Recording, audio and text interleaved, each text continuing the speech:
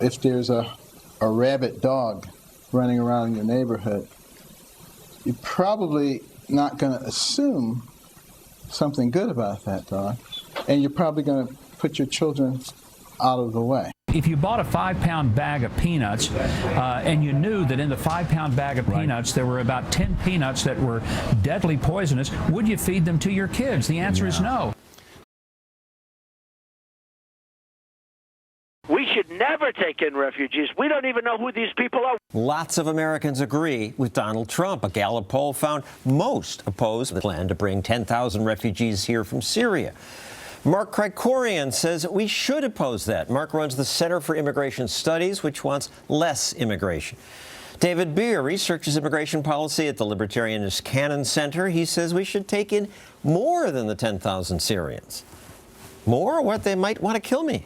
We've brought over 3 million refugees to the United States since 1980, and not a single one has committed an act of terrorism in the United States. Look, if we're going to win this guy in San Bernardino wasn't a refugee, but he was an American citizen, actually. And so, you know, the point is that we can do vetting, we can bring people over, but the important thing is that the risk of terrorism is so incredibly small that if we're going to abandon our moral values for this, the threat needs to be significant. And it's more likely that you're going to be struck by lightning than killed by a terrorist in the United States. So far, though. But if we bring in all these people, well, Mark, I'll give you your shot. Well, you know, we're not letting lightning strikes in based on government policy. This is completely optional policy. Well, let's even get before the terrorism issue with regard to refugee resettlement. It costs 12 times as much to resettle one refugee in the United States as it does to help him provide for him in the region, in Turkey or Jordan or Lebanon. Well, we have a graph on that. The 5-year cost of resettling one refugee, $64,000. The UN's cost, if they're behind barbed wire in some... They're in refugee camps. They're not imprisoned. $5,000. Right. And so... So leave them there. Keep them there. Because, number one, it keeps whatever security issues there are, it keeps offshore. But in a humanitarian sense, we're helping far more people. Money is not infinite. David, what about that? So much money. Leave them in the Middle East. With all due respect to Mark's study, it's a complete joke. He divides the amount of money we give to the UN by the 4 million refugees. But the vast majority of the refugees aren't in refugee camps. The number is bogus. And if you look at the number on the American side, it's always interesting when they say, with all due respect. The fiscal costs of the refugee to the American economy, he completely ignores the economic benefits of the refugees to the American community. A lot of them come here and pay taxes and invent things. They start businesses. If you go to St. Louis and Cleveland and other areas around the country, you'll see the positive economic contributions that they're contributing.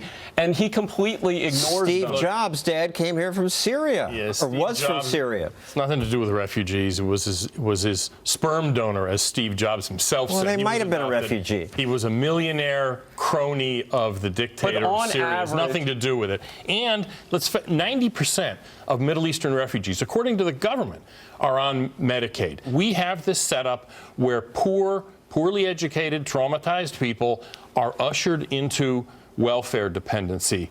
That's not good for them, but also, and this is the key point, look, what we're saying is that we're seeing 12 people floundering in the water. We're sending a one-person yacht to pick one of them up rather than throwing all 12 of them a life vest. And that is a moral question. Look, again, his study is bogus. Syrian Americans actually make, on average, more than the native-born American. And so it's just incorrect over time, the Muslim immigrants they assimilate and they actually outperform the average American. So you're wrong. A huge share of Syrians are actually Christian. They're not even Arab, the ones who are in the United States. They did not come. There's only a handful of people who've been admitted as refugees. Before World War II, America didn't want Jewish refugees. Other groups have been... Were there Jewish terrorist groups shooting up people in Paris? Were there Jewish supremacist groups trying to take over the world? No, there weren't. In fact, it's an insult. People believe there were. It's an insult to compare. There were. It is an insult to compare Jewish refugees fleeing Nazism David, to Muslims aren't Islamist supremacist refugees. Aren't less likely to mix with our culture? This is the exact same thing they said about Catholic immigrants, Jewish immigrants. Every single immigrant wave, they said the exact same thing. The Catholics are subservient to the Pope, and they were wrong then and they're wrong now about the Muslim immigrants. There are 60 million refugees or internally displaced people in the world. So we should take We're some. not going to take anything but the tiniest fraction if we do refugee Better than resettlement. nothing. No, why? No, it isn't.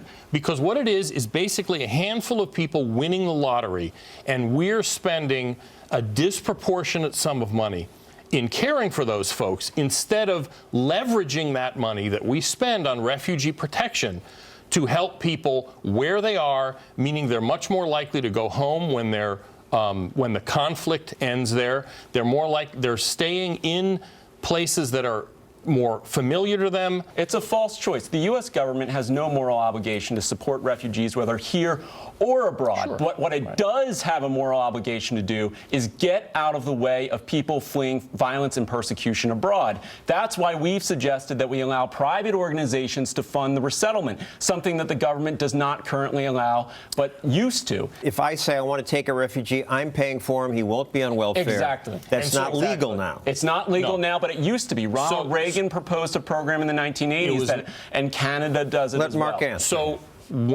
So change the Refugee Act, get the president to sign it, and come back to me when you do that. Mark, frankly, to say that we should get rid of welfare and that will solve the problem is like saying if there was less gravity, I could jump higher. Some Americans say we should just give up on this idea of welcoming refugees from Syria and other parts of the Middle East. In fact, we cannot coexist with Islam at all. Their values are just too different from ours. This week, Donald Trump said that we should stop admitting not just refugees, but all Muslim immigrants. Most Republicans balked at that, but Mark Stein says we ought to talk about it. He joins us now from Washington. So you support what Trump said? Well, I support having the conversation, and we wouldn't be having this conversation if Trump did not say these kind of things. The fact is, an immigration policy, John, is supposed to work in the interests of the existing citizenry. All right, but so far that's meant admitting a lot of people who are Muslims, about 100,000 in the United States per year. There are more than 2 million Muslims here. You wrote an article, "The Barbarians Are Inside and There Are No Gates." Western leadership should give up on this idea. It will cost you your world and everything you love. But we're already integrating millions of these people. Well, there is a point at which, certainly in Europe, Islam becomes self-segregating. Saeed Farouk is very like the kind of people we see committing terrorism in Britain and Europe, in that he's a second or third generation immigrant who is in effect disassimilating. And that's a wide enough phenomenon that we ought to be able to discuss it. All right, we can discuss it, but either we let people in or we don't. And we have a pretty good track record of letting in immigrants, including Muslim immigrants. I mean, we let in far fewer. It's less than 1% of the U.S. population, 10% in Russia, 7% in France, 6% in Germany. Yeah.